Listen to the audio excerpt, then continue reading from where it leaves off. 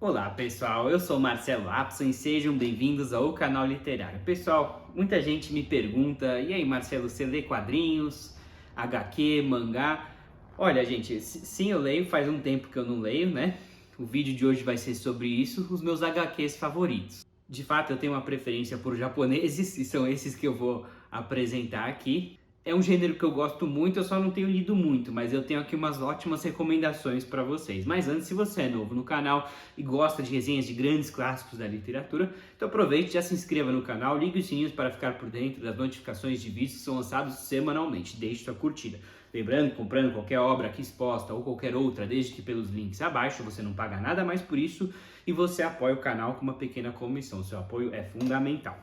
Pessoal, primeiramente aqui na lista, gente, é só coisa triste aqui, infelizmente, mas é muito bom, tá, pessoal? Eu realmente recomendo. O primeiro aqui da lista é o Gen Pés Descalços, né? Já temos aqui o Gen, o protagonista, aqui chorando.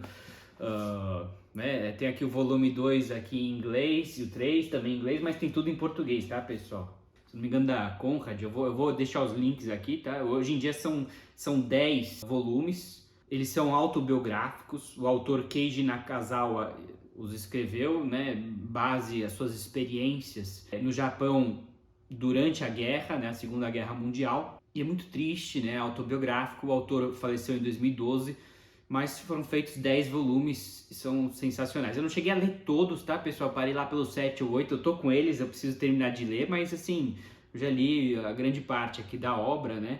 Eu já li e reli várias vezes. Então ele vai tratar do protagonista Gen, né? Pés descalços, uma alusão à pobreza da família. Aqui a história começa assim no pré-guerra, né? Antes do lançamento da bomba atômica, né? Em Hiroshima e Nagasaki.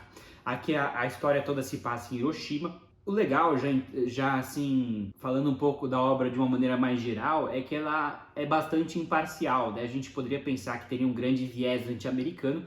É óbvio que ele vai mostrar todas as atrocidades da bomba atômica, da guerra, mas também o ponto de vista político do Japão, que se aliou ao eixo, né, e que assim fez uma guerra desnecessária às custas da população, né? Então ele olha muito esse lado das classes mais baixas que estão no meio de um jogo de forças, assim, né? E acabaram pagando muito caro pelos políticos ali, pelo imperador, né, que era o rei absoluto ali na época ali. Eu vou mostrar um pouquinho para vocês, né? Aqui a gente tem a família do Gen, estão comendo gafanhotos, assim, é cenas de pobreza atrás de pobreza, né? Queria mostrar um pouco do desenho, né? Que eu achei muito bonito. Aqui o autor, ele tinha um estilo bastante, assim, é muito forte, né? De novo, né? Aquele estilo japonês de mostrar os olhos aqui, né? As lágrimas. É claro que é tudo muito triste, né? Mas assim, é muito bem desenhado, muito bem retratado, assim, né? E aqui ele vai mostrar muitas injustiças que uma família pobre sofria ali, né, no Japão. Particularmente porque o pai do Gen, ele era contra a guerra, né? Ele era um pacifista, e no meio de um Japão insuflado pelo nacionalismo, né? Como assim você é contra a guerra? Você é um traidor dos inimigos, né? Você faz parte ali dos Yankees.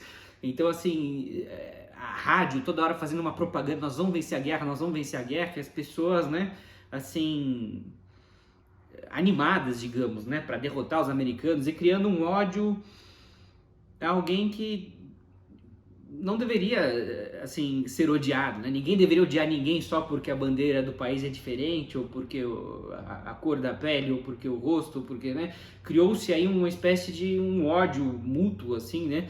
Insuflado por esse nacionalismo, né?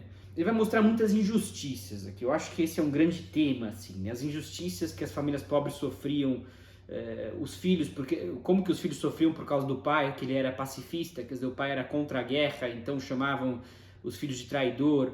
Por serem pobres, eles eram muito abusados. É injustiça atrás de injustiça, mas é triste, é óbvio, mas é um retrato muito vívido, né, desse Japão pré-guerra e pós-guerra. Mas, acima de tudo, eu acho que é uma história de superação, assim, né, de uma família que só sofreu, né? Mas esse Gen, ele tem essa resiliência, né? Como eu acho muito bonito, como o pai dele tá toda hora falando que ele tem que ser que nem o trigo. O trigo, quanto mais pisoteado ele é, mais forte ele fica, né? Ele aguenta o inverno e tudo mais. Então, é isso. O Gen e a família, eles apanham, assim, fisicamente, psicologicamente, uma série de injustiças, mas eles resistem bravamente. E logo aqui no primeiro volume acontece o fatídico evento em agosto, se eu não me engano, de 1945, que lançaram a bomba, né, em Hiroshima e Nagasaki. Foi uma espécie de um experimento, né, terrível. Não só morreram milhares de pessoas instantaneamente, mas aquilo desencadeou uma crise que, né, o Japão já assim enfraquecido por causa da guerra, os pobres já sem comida para dar para os soldados, né, para os recursos irem para os soldados. Tudo isso é muito bem retratado aqui. E depois da bomba, realmente uma calamidade, assim, né? O que já era ruim ficou pior. E como sobreviver depois de tudo isso?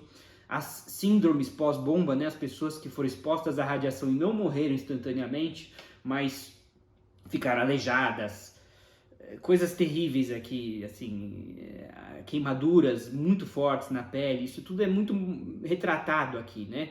E cada família tem uma história de vida, né? E paralelo a isso também tem outras minorias, como os coreanos, por exemplo, que eles eram altamente discriminados no Japão. Tinha um vizinho coreano, um tal de Sr. Park, que era muito bonzinho com a família do Gen, né? A família Nakaoka, né?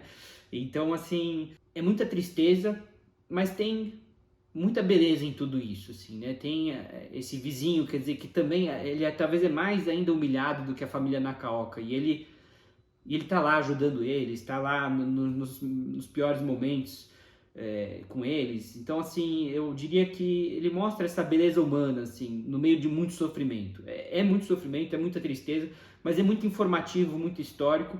E, acima de tudo, é autobiográfico, né? Quer dizer, o autor viveu tudo isso e é uma mensagem pela paz. Eu acho que essa é a mensagem principal. Aqui a gente tem vários volumes, né? O primeiro, como eu disse, os eventos que levaram até a bomba, e todo o resto é o pós-bomba, né? A gente vê aqui muita destruição, e não só isso, né? Mas assim, como fica mais difícil ainda obter comida, remédios, medicina, né? A ocupação americana do solo japonês, a interação entre os americanos e os japoneses, tudo isso é muito brilhantemente explorado. Eu altamente recomendo para qualquer pessoa. Não é uma leitura fácil, porque é muito triste mesmo, mas é muito recompensador, assim, né? A gente tá... É mais uma maneira de a gente abraçar um pouco esse sofrimento humano, ter mais compaixão um pelo outro e tentar... Eu acho que é uma mensagem pela paz, né? De lutar contra qualquer tipo de guerra, né? De ser a favor da paz. Vou ler aqui, ó, olha só. É uma das melhores histórias em quadrinhos já realizadas. Nakazawa, com certeza, será considerado um dos maiores quadrinistas deste século. Robert Crumb, também outro grande quadrinista, né?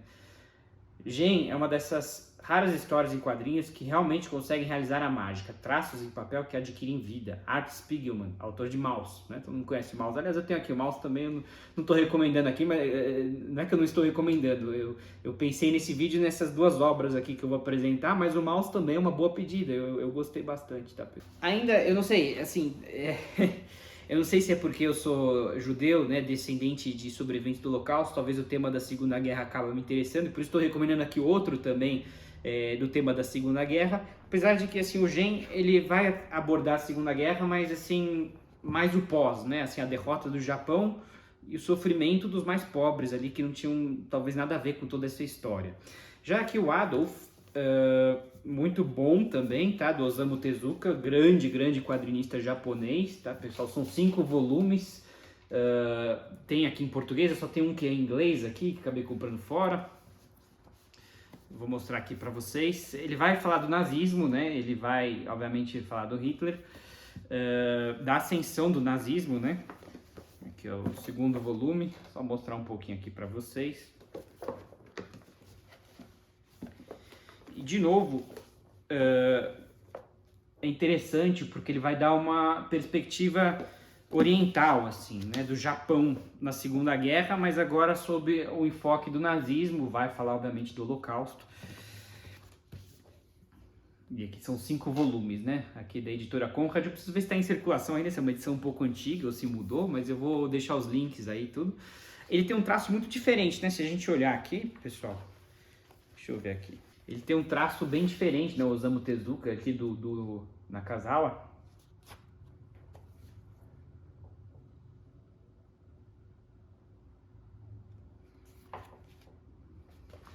E aqui são a história de 3 Adolfs, né? Adolf Campbell, o outro Adolf eu esqueci o sobrenome, são vizinhos japoneses, são amigos de infância, esses dois Adolf, um é judeu e o outro é alemão, e evidentemente que o nazismo vai apartar os dois, né? Vai mostrar como dois grandes amigos, eram grandes amigos e por causa de uma ideologia de ódio, acabou criando inimizade fatal entre eles, né?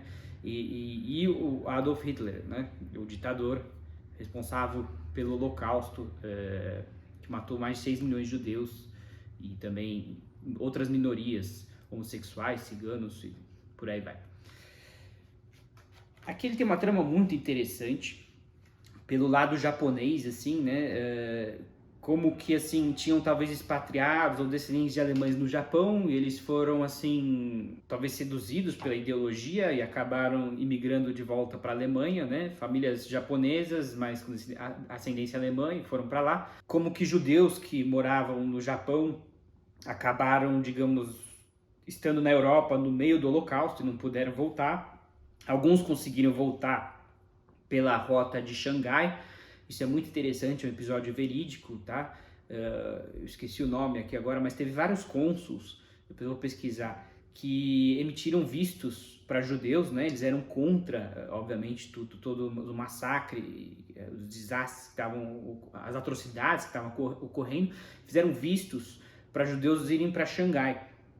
E muitos foram, né? E via Xangai conseguiram chegar no Japão também, né? E tem um gueto famoso de Xangai, que eu inclusive visitei, e chegou a morar acho que 30 mil judeus em Xangai, né? Ficou um refúgio ali para os judeus. Era um gueto, né? Não era assim um lugar muito, né? Mas assim, algumas yeshivot, né? Ou seja, seminários de rabinos, estudantes de rabinato, né? Judeus religiosos, se refugiaram lá e montaram também casas de estudos, sinagogas. É muito interessante toda essa história. Mas vários cônsuls eram contra tudo isso e emitiram vistos para os judeus conseguirem escapar. Alguns desses foram homenageados pelo museu em Jerusalém, o Yad Vashem, né, o Museu do Holocausto, como um justo entre as nações, né? Muito bonito tudo isso. E aqui voltando então, a trama entre esses três Adolfs é que a questão, assim, sem entrar em grandes spoilers, aqui estou falando talvez logo, né, assim, no começo do livro, parece que surge aí uma certidão de nascimento do Hitler, que ele teria uma ascendência judaica. Isso eu acredito até que é verdade, que ele teria, vamos dizer, 25% ou menos aí de uma ascendência judaica. Então, quer dizer, já que ele é judeu, isso seria uma informação crucial que derrubaria ele do poder. Então, um documento que ele é altamente, assim, tá todo mundo atrás dele, né? Ele é altamente procurado, assim, tanto os alemães quanto os antifascistas, eles querem tomar esse documento das mãos dos alemães e não querem deixar os alemães pegarem. O documento ele passa aí por várias mãos, aí não vou entrar aqui, é uma luta por todo esse documento, porque isso poderia significar o fim do nazismo. Uma trama bem interessante. Tudo isso no meio temos um protagonista chamado Sohei Toge, que é um repórter, e ele vai ter um papel fundamental em toda essa, né, essa questão do documento. Ele vai investigar a fundo o nazismo e tudo mais, né, vai expor ali as atrocidades. Então é tudo muito bonito, é uma história muito internacional aqui, ele vai passar muito pelo Japão, pela Alemanha, pela Europa, vai mostrar muito todas as atrocidades do nazismo, de novo um tema triste, mas eu gosto, acho que, assim, né, desses, digamos, romances desses romances históricos, né, assim, onde tem aí um pano de fundo histórico verídico por trás. Acho muito importante, sabe, hoje em dia, falar-se sobre este assunto, né, conversar sobre o nazismo, porque é um tema que pode cair no esquecimento, né? Os sobreviventes do Holocausto, eles estão já muito idosos, muitos já faleceram, né? Sobraram poucos, e temos hoje em dia testemunhos gravados e tudo mais, mas infelizmente muita gente ainda questiona e acha que quer negar tudo isso, e nós temos diversos registros históricos, mas acho que o mais fundamental ainda é manter esse assunto nas escolas, na literatura, né, para a gente não perder de vista, lembrar para não repetir, né? Eu acho que isso que é um grande tema, né, fundamental aqui, né? E ele vai até mesmo a fundação do Estado de Israel, que foi, assim, digamos, quase uma consequência, né, assim, de todos esses fatos, assim. Os judeus não tinham mais para onde fugir, E já existiam, muita gente, essa é uma questão muito delicada, muita gente fala, judeus tomaram as terras dos árabes, tal. Não é bem assim, não é assim. Já existiam judeus antes do nazismo morando em Israel, na então Palestina. Desde muito tempo, não estou nem falando de Rei Davi, Bíblia, tudo, mas você tem aí, desde a Idade Feudal, tinham judeus no Império Otomano, 1800, domínio inglês, tinham judeus morando muito antes da independência de Israel. Mas o fato é que, depois dessas atrocidades, os judeus procuraram a sua casa, né, Israel, e lá se estabeleceram. Aí ele vai falar aqui justamente da independência, da guerra da independência, vai mostrar os dois lados da questão, o lado judaico, o lado árabe, atentados dos dois lados. Eu acho ele bastante até imparcial, aqui ele vai tentar mostrar a história como ela de fato ocorreu. E de novo, né, eu acho que é tudo assim uma história assim que busca trazer uma mensagem de paz. E como ideologias de ódio podem acabar com amizades de infância, né? Como infelizmente ideias negativas podem assim prejudicar a sociedade. Óbvio que a gente já sabe disso, mas ver isso de uma maneira ilustrada, né? É uma mensagem muito poderosa. E de novo, vai ser um livro assim com cenas pesadas, é óbvio, né? Vai falar de Holocausto, vai falar de muita coisa, vai mostrar como o nazismo, né? Esse Adolf, eu esqueci agora o sobrenome dele, o alemão, né? E ele morava no Japão. Era um garoto bonzinho, brincava com o judeu e foi sendo seduzido pelas ideias nazistas. Mudou-se para a Alemanha, estudou na escola Hitlerjugend, né? Se eu não me engano, que é a juventude lá do Hitler. Quer dizer assim, foi sendo doutrinado a odiar alguém que ele amava, né? E tudo isso foi alienando ele, né? E grandes amigos se tornaram grandes inimigos, então, né? Então acho que é um pouco essa história dessa amizade que aos poucos, que era ótima, mas aos poucos ela vai se, né, com os fatos, vai se deteriorando. É uma história que passa por vários países, ele tem bastante ação também, né? Esse Sorrei Togi vai ser na verdade o protagonista, ele é um repórter, ele era corredor, né, maratonista aí, não sei, corredor de 100 metros rasos, talvez, na universidade, alguma coisa assim. Então ele é muito rápido, né? Então tem cenas aí de perseguição, de não sei o quê. Então é bastante interessante, bastante... Eu acho que ele explora muito bem toda essa trama, né, do documento ali, esse documento sagrado ali, que poderia pôr em xeque todo o nazismo, né? Também ele vai mostrar muito o militarismo japonês, grandes coronéis envolvidos em esquemas, em crimes, tramas entre tramas que são interessantíssimas. Eu já li mais de uma vez toda a série, eu altamente recomendo, tá? Vou ver se eu acho os links aqui, espero que ele esteja em circulação. E não são meus únicos, mas são os meus mais assim recomendados, tá, pessoal? Esses dois aqui são sensacionais. É isso, espero que você tenha gostado desse vídeo. Se você gostou, não esqueça de deixar sua curtida, inscreva-se no canal para mais e nos vemos na próxima. Um grande abraço.